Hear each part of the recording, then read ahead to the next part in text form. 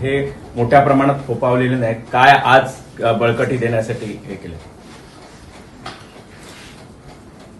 विधानसभा निवडणुकीनंतर पहिल्यांदा हे बैठक होते आणि मला कार्यकर्त्यांमध्ये उत्साह दिसला. आज जे कार्यकर्ते आले होते, काही वाहनांची वगैरे व्यवस्था न करता कार्यकर्ते आपण होऊन प्रेमाने इथे आले होते. चांगला संवाद झाला एकमेकांशी आणि नैराश्याचं वातावरण बाजूला सारून येणाऱ्या काळामध्ये या सरकार विरुद्ध आणि जो धर्मद्वेष पसरवला जातोय त्याच्याविरुद्ध आपण उभं राहिलं पाहिजे, असा एक सार्वत्रिक म्हणजे सर्वांचाच एकमुखी विचार बाहेर पडला. आणि ज्या पद्धतीने या जिल्ह्यातून विशिष्ट विचारांचं पेरणी केली जाते ती हानिकारक आहे असं कार्यकर्त्यांचं म्हणणं होतं आणि ते मलाही पडलं. बूस्टर डोस काय दिलाय? बूस्टर डोस देण्याची कार्यकर्त्याला नैराश्याच्या वातावरणातून उत्साहात आलेल्या कार्यकर्त्याला ऑलरेडी बूस्टर स्वतःहूनच मिळालेला असतं. या कार्यकर्त्यांना फक्त दिशा देऊन ताकद देण्याचं काम करायचं असतं, ते बरोबर कामाला लागतं. जिल्ह्यात एकंदर बघितलं तर सध्या राणेंचं मोठ्या प्रमाणात इथे हे दिसतंय, अशा वेळी तुम्ही काय स्पेशल? असं प्रत्येक स्थित्यंतरही घडत असतं, तो राजकारण हे स्थित्यंतरांचंच हे साहेब. दोन्ही अजितदादा आणि मोठे पवारसाहेब एकत्र येण्याची चर्चा सध्या चालू आहे. ती चर्चा पत्रकारांमध्ये चालू आहे. संकेत आहे असं आहे ना, चर्चा पत्रकारांमध्ये चालू आहे. आमच्याकडे तर त्याची काही चर्चा नाही. पहलगाममध्ये जो हल्ला झाला आणि पर्यटनावर एक घाला बसणारी घटना होती, काय प्रतिक्रिया आहे तुमची? पहलगाम मधला हल्ला हा भारतावरती हल्ला होता, भारताच्या सार्वभौमत्वावरती हल्ला होता आणि भारतामधल्या धर्मनिरपेक्षतेवर हल्ला होता. आणि पर्यटनाचा विचार कराल तर सर्वात मोठं नुकसान त्या 26 घरांचं झालं. या 26 घरातले 26 माणसं मारली गेली. पण तेवढाच मोठा आघात हा काश्मीरी जनतेवर झाला. पूर्ण पर्यटन हे जे वाढीला लागलं होतं ते पूर्णपणाने कोसळलं.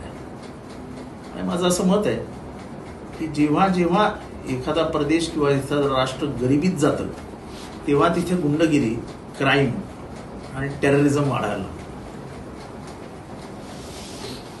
काश्मीरमध्ये 1990 साली हे सगळे प्रकार सुरू झाले. त्याच्यानंतर काश्मीरची आर्थिक परिस्थिती खराब होत गेली, पर्यटनाला आळा आला आणि तिथे अत्यंत म्हणजे बारकाईने अभ्यास केला तर दहशतवादाला तिथे एक प्रकारचं समर्थन देण्याचं काम होतं. पण जशी जशी आर्थिक परिस्थिती बदलायला लागली तसं तसं तेथील जनता दहशतवादापासून लांब होऊन त्याला विरोध करायला लागली. आज तुम्ही बघाल की पहलगाममध्ये हल्ला झाल्यानंतर सर्वात मोठा निषेध पहिल्याच दिवशी जर कोणी नोंदवला तर तो काश्मीरी जनतेने नोंदवला. ईस्ट पासून वेस्ट पर्यंत काश्मीरच्या प्रत्येक जिल्ह्यामध्ये बंद पाळला गेला. अगदी तो जो लाल चौक आहे नगरमधला तो देखील सगळी दुकानं बंद करण्याचं काम तिथल्या लोकांनी केलं आणि दहशतवादाविरुद्ध उघड भूमिका घेतली. साहेब, सिंधुदुर्गात तुम्ही दीपक केसरकर, आपण पर्यटनाचा प्रश्न विचारला. पर्यटन जिवंत ठेवावं लागेल. वेगवेगळ्या मतं घेणाऱ्या योजनांसाठी करोडो रुपये खर्च केले जातात, फेकले जातात, ज्याला आपण फ्रीबीज म्हणतो, हिंदीमध्ये रेवडी म्हणतो. आपल्याला पर्यटन वाचवण्यासाठी सबसिडी द्यायला पाहिजे. तिथलं टुरिझमसाठी काही ना काही आर्थिक ताकद पर्यटक गेले पाहिजेत याच्यासाठी काहीतरी निर्माण केली पाहिजे आणि ह्याचा विचार केंद्र सरकारने जरूर करावा, जेणेकरून काश्मीरी जनता, पर्यटक यांच्यामधलं जे सौहार्दाचं वातावरण आहे ते भारताला अधिक सकारात्मक होईल आणि जे पाकिस्तानचे मनसुबे आहेत ते उधळून लावता येईल. मला वाटतं की सरकारने याची जबाबदारी घ्यायला पाहिजे. त्याचबरोबर 26/11ची जबाबदारी त्यावेळेसचे केंद्रीय गृहमंत्री शिवराज पाटील यांनी घेतली होती तेव्हा, त्याच्यानंतर मुख्यमंत्री विलासराव देशमुख, आर पाटील हे तिघांचे राजीनामे पडले होते. सर्वात मोठा प्रश्न जो निर्माण होतो तो हा आहे की हे सगळं प्रकरण चालू असताना 1.5 तास 2.5 तास एकही सेनेचा अधिकारी तिथे नव्हता, एक सैनिक तिथे नव्हता. तिथे जर 4 सैनिक जरी असते तर हा हल्ला अयशस्वी झाला असता. त्याच्यामुळे हे सैनिक का नव्हते हा प्रश्न वारंवार विचारला जातो. आपण हिंदू मुसलमान हे युद्ध लावताना खूप आनंदात ते व्हॉट्सअपवरनं फिरवतात आणि तेही एका विशिष्ट गटाचे पक्षाचेही कार्यकर्ते करतात. पण ते म्हणावे तेवढे यशस्वी होतात ना दिसत नाही. कारण का 26 घरातनं हा आवाज आला की काश्मीरी मुसलमान जे तिथे होते त्यांनी अतिशय संयमी, शांत आणि जीवावर उदार होणारी भूमिका घेऊन तिथल्या उर्वरित जे काही 2000 लोक तिथे होते त्यांना वाचवण्याचं काम केलं. आणि प्रत्येक घरच्यांनी हे सांगितलं की तिथल्या लोकांनी अतिशय मोठ्या मनाने, धैर्याने आम्हाला मदत केली आणि त्यांचं कौतुक केलं. म्हणजे ती जगदाळे नावाच्या ज्या भगिनी पुण्यातनं बोलल्या त्यांनी तर स्पष्ट शब्दात सांगितलं की तो जो घोडेवाला होता आणि जो टॅक्सी ड्रायव्हर होता हे तर आम्हाला देवासारखे वाटले. त्याच्यामुळे हा जो हिंदू मुसलमान जो युद्धभट म्हणजे ते जे काही ज्वर पसरवण्याचा प्रयत्न केला जात होतो त्याला देशभरात आळा बसला. पण काही ठिकाणी जाणून बुजून त्यांना धंदे लावू नका, त्यांच्या धंद्यावरती बहिष्कार घाला. काही ग्रामपंचायतीत ठराव करतायत की बाहेरच्या मुसलमानांनी आमच्या गावात यायचं नाही. हे सगळं ह्या महाराष्ट्राला किंवा या देशाला एका वेगळ्या दिशेकडे नेण्याचा प्रयत्न आहे. मला वाटतं की ह्याला आता आवर घालायला लावलं आणि याच्यावरती सरकारने भूमिका घ्यायला. जनतेची शक्ती कोणीच ओळखली नाही ना, उद्धव ठाकरेंनी ओळखली ना पवार साहेबांनी ओळखले. म्हणून मला सातत्याने पक्ष बदलावे लागले. स्वार्थासाठी राजकारण करू नका, लोकांसाठी करा, असं दीपक केसरकरांनी काल वक्तव्य केलं सावंतांनी. जनता त्यांनाच कळली, बाकीच्यांना कळलंच नाही. आणि इलेक्शन लढवण्याची माझी इच्छा नाही असंही ते बोलले. त्यांना काय बोलायचं, त्यांना उत्तर देण्याचं काम माझं नाही. सर, निवडणुकीपूर्वी कर्जमाफीची घोषणा केली होती, मात्र आता अजित पवार खोटंच म्हणतात केली होती काही घोषणा, असं ते म्हणतात. खोटंच बोलतात ना, त्यांना खोटं असं की एकदा आता निवडणूक जिंकलेली आहे, 4.5 वर्ष काही उत्तरं द्यायची नाहीत कोणाला. लाडक्या बहिणीचं काय चालू आहे, जातात का पैसे वेळेवर? आम्ही मागासवर्गीयांच्या पैशाला हात लावणार नाही, कापतायत ना दरवेळेस मागासवर्गीयांचेच पैसे.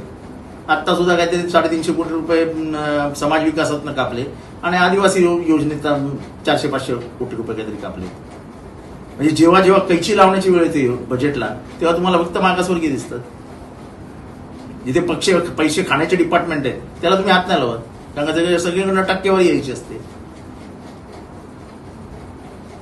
असं कसं चालेल? मागासवर्गीयांची गळच दाबायची का तुम्ही लोकांनी? तुम्ही नाही या सरकारने. दीपक केसरकरनी शक्तीपीठ जो महामार्ग आहे त्याला कुठेतरी हिरवा कंदील दर्शवलाय. सध्या मोठ्या प्रमाणात विरोध होतोय, मात्र त्यांनी राजकारण माझ्या छोट्या माणसाला काय प्रश्न विचारतो. एका विशेष कार्यक्रमात शक्तिमान कार्यकर्ता आहे. एका विशेष कार्यक्रमात अजित पवार बोलताना म्हणाले, मी मुख्यमंत्री झालो असतो, राज्याचा मुख्यमंत्री मी झालो असतो. आज कार्यक्रमात एका बोलताना काय ऐकलं नाही, वाचलं नाही, संदर्भ माहित नाही, कसं त्याच्यावर रिॲक्शन.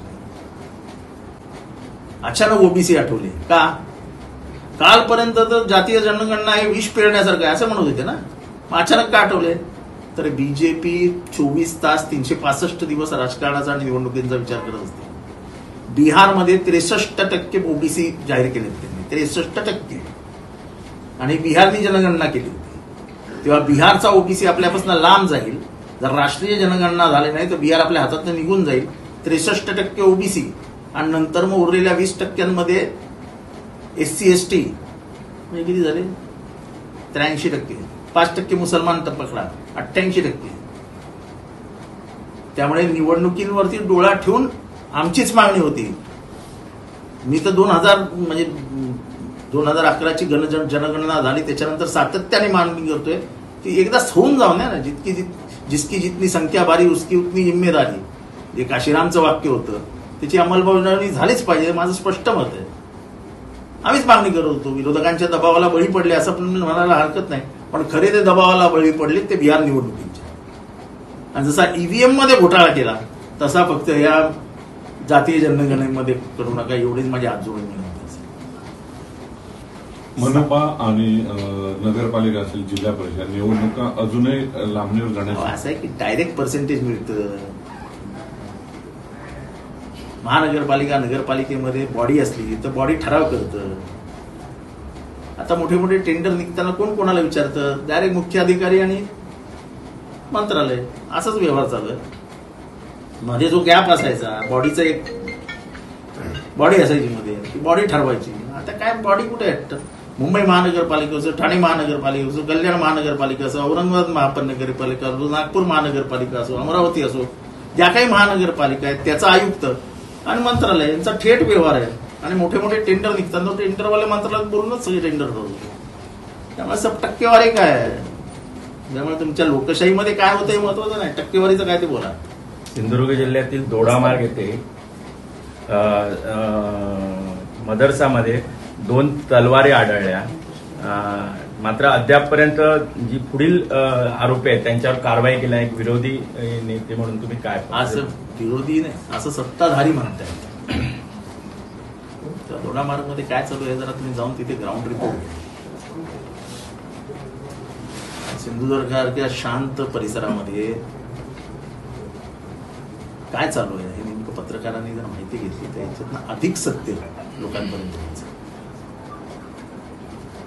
पण पोलीस तपासात तलवारी 2 आढळल्या. पोलीस तपासात सापडल्या की त्याची चर्चा करून मग त्याच्याबद्दलची माहिती बाहेर आली. जर तुम्ही मला तर काय माहित नाही दोडामार्गमध्ये काय झालं, आपण जरा माहिती घेतली तर आम्हाला अधिक समजेल. आम्हाला समजून घेण्याची इच्छा आहे. तुम्हाला सत्य माहिती 8 दिवसांनी येईल आणि त्या 8 दिवसानंतर सत्य परिस्थितीवर बोलू. तुम्ही दोडामार्गाला जाऊन आले, काय झालं आज तिथे? नाही, काय घटना 2 दिवसाची आहे, पण आज त्या काय झालं? दोघांना संशयितांना ताब्यात घेतलंय. आज तिथे आठवड्याचा बाजार होता. आज काय झालं बाजारात? अचानक ओबीसी आठवले का? कालपर्यंत तर जातीय जनगणना हे विष पेरण्यासारखं आहे असं म्हणत होते ना, मग अचानक का आठवले? तर BJP 24 तास 365 दिवस राजकारणाचा आणि निवडणुकींचा विचार करत असते. बिहारमध्ये 63% ओबीसी जाहीर केलेत त्यांनी, 63%. आणि बिहारनी जनगणना केली होती तेव्हा बिहारचा ओबीसी आपल्यापासून लांब जाईल.